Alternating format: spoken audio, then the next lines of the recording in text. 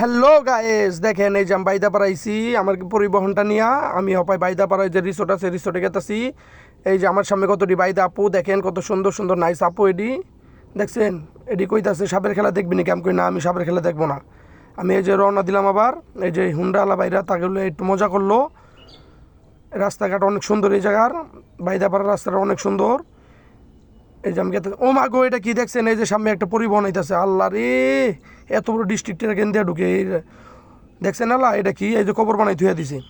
এনতে গাড়ি উঠে, ও মা গো, কত কষ্ট ইস রে, উঠছে রে, উঠছে। এই যে আমি ডাইনে টার্নিং করবো মাপায়, টার্নিং করার পরে আল্লাহ, এই নি রাস্তার অবস্থা। এত বড় একটা রিসর্ট, এটার যদি রাস্তার অবস্থা হয় এরকম, তাহলে আমি কই যাবো গাড়ি লোক নাহলে? এনতে যাবো কেমনে? যাওয়া সম্ভব আমার এই পরিবহন নিয়ে? আমার এই পরিবহন নিয়ে এনতে যাওয়া সম্ভব? আপনারাই বলেন কেমনে যাবো? তাও যাই কোনো মতন, গাড়িতে যাত্রী জন আছে অবশ্যই, রিজার্ভ গাড়ি, যাওয়া তো লাগবো অবশ্যই। যাই আস্তে আস্তে দিয়ে কী আছে ভাগ্যে। এরকম রাস্তা হলে তো গাড়ি চালান যাবো না। এই যে দুই পাশের বিউটি অনেক সুন্দর, ধান খেত, পুরো ধান খেত দেওয়া ভরা দুই পাশে, অভাব নাই ধানের, সব বলে বাংলা ধানেরই। কিন্তু রাস্তাটা এত খারাপ কেন, এটাই তো আমি বুঝলাম না। প্রচুর পরিমাণ রাস্তা খারাপ। আমাকে ইমানদিপুর থেকে অনেক খারাপ, ইমানদিপুর দক্ষিণের যে রাস্তাটা তার থেকে অনেক খারাপ।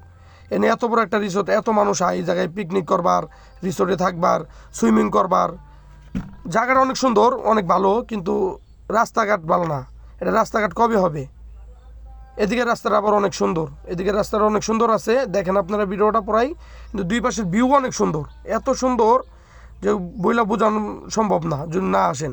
এই যে রিসোর্টের সামনে আইসা পড়লাম, এই যে রিসোর্টের গেট, মানুষজন নাই, ভিতরে সব মানুষ। এই যে আমরা অপায় ঢুকবো টিকিট কাইটা, আপনারা ভিডিওটা দেখতে থাকেন।